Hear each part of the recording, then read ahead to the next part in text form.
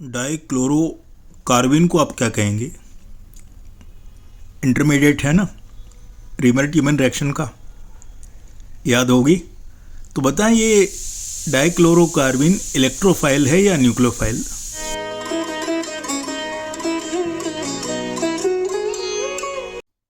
आगे बढ़ने से पहले आप वीडियो फ्रीज करें और अपना आंसर कमेंट बॉक्स में लिख दें अगर आपको ठीक से आता है कि ये इलेक्ट्रोफाइल है या न्यूक्लियोफाइल।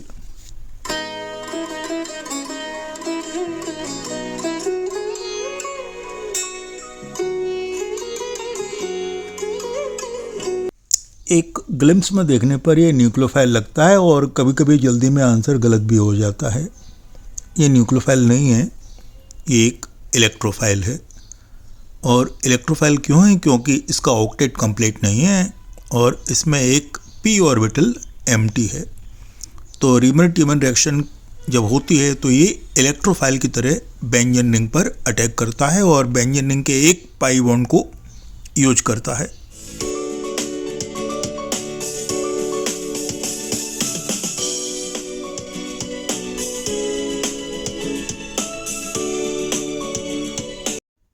आपको याद होगा कि डाइक्लोरोकार्बिन रीमर-टीमन रिएक्शन में क्लोरोफॉर्म से बनती है अल्फा एलिमिनेशन के थ्रू।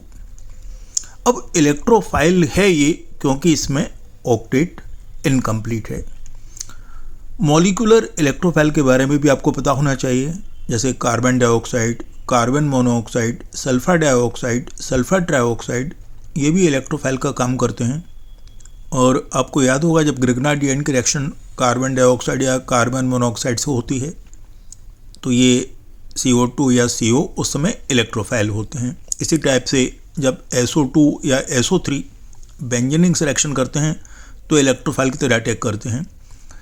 तो एक मोटे तौर पे हम कह सकते हैं कि नॉन मेटल के ऑक्साइड जिनमें पाई बॉन्ड हो वो इलेक्ट्रोफाइल का काम कर सकते हैं, और ऐसे स्पीशीज तो डेफिनेटली करेंगी जिनमें एम्प्टी ऑर्बिटल हो, वो तो इलेक्ट्रोफाइल का काम डेफिनेटली करेगी ही।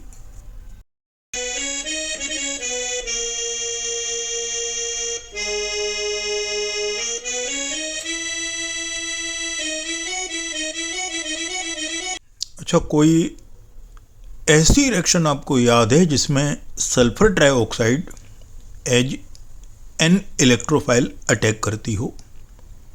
तो आती है तो उसको आप कमेंट बॉक्स में ज़रूर लिखें। ऐसी कौन सी रिएक्शन है जिसमें SO3 एक इलेक्ट्रोफाइल होती है?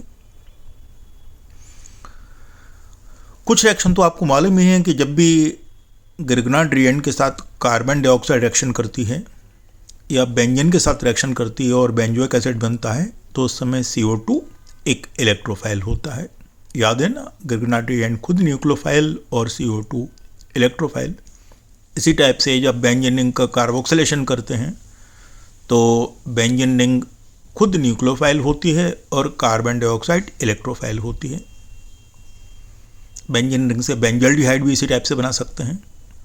तो बेंजीन से बेंजल्डिहाइड बनाते समय ऐसी रिएक्शन होती हैं। अच्छा, ये बताएं अमोनियम आयन या NR4 पॉजिटिव आयन ये इलेक्ट्रोफाइल हैं, न्यूक्लियोफाइल हैं, लुईस एसिड है या फिर क्या है?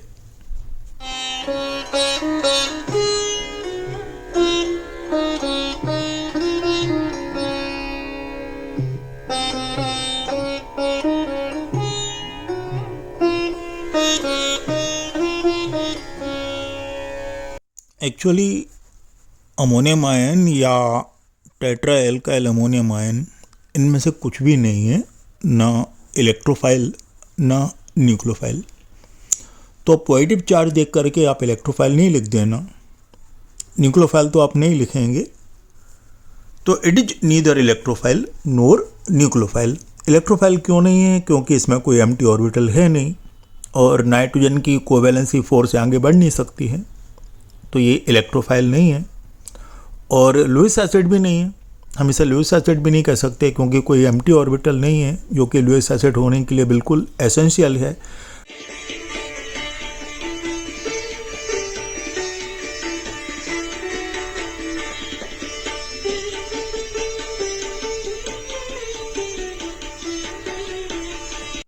अच्छा, ये बताएं कि अनसैचुरेटेड हाइड्रोकार्बन जैसे एल्कीन, एल्काइन, बेंजीन, ये किसकी तरह काम करेंगे?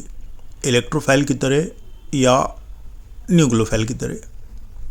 सोचें, बेंजीन क्या काम करेगी? एक्चुअली इनका जो पाई क्लाउड है इनको इलेक्ट्रॉन रिच बना देता है, तो ये काम करते हैं न्यूक्लियोफाइल का। याद है ना, अभी थोड़ी देर पहले हम बात कर रहे थे कि बेंजीन और CO2 की रिएक्शन होती है, या बेंजीन पर जब नाइट्रोनियमाइन की रिएक्शन होती है, या सल्फोनेशन होता है, या फिर इलेक्ट्रोफिलिक क्लोरीनेशन होता है, उस समय benzene as a nucleophile behave करती है और आने वाला गेस्ट इलेक्ट्रोफाइल की तरह। इसी टाइप से एल्कीन, एल्काइन में आपने इलेक्ट्रोफिलिक एडिशन पढ़े हुए हैं, तो उन सारी रिएक्शन में alkene, alkyne as a nucleophile काम करती हैं। अब आप ये बताएं कि ईथीन, बेंजीन और इथाइन, इनमें द बेस्ट न्यूक्लियोफाइल कौन सा है? तीनों में सबसे अच्छा न्यूक्लियोफाइल कौन सा है? और अगर इनकी न्यूक्लियोफिलिसिटी का एक सीक्वेंस बनाया जाए तो क्रोनोलॉजिकल ऑर्डर क्या बनेगा? सबसे पहले कौन आएगा, उसके बाद कौन आएगा, और सबसे लास्ट में कौन सा न्यूक्लियोफाइल सबसे पुअर होगा?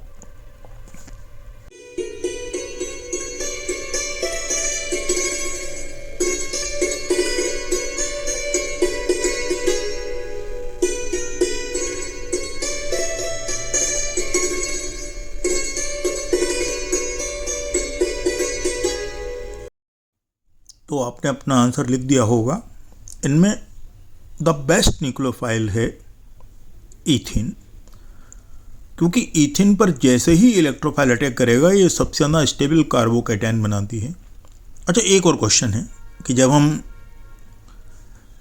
सैलिसिलिक एसिड से एस्पिरिन बनाते हैं तो एसिटाइल ग्रुप कहाँ अटैक करता है?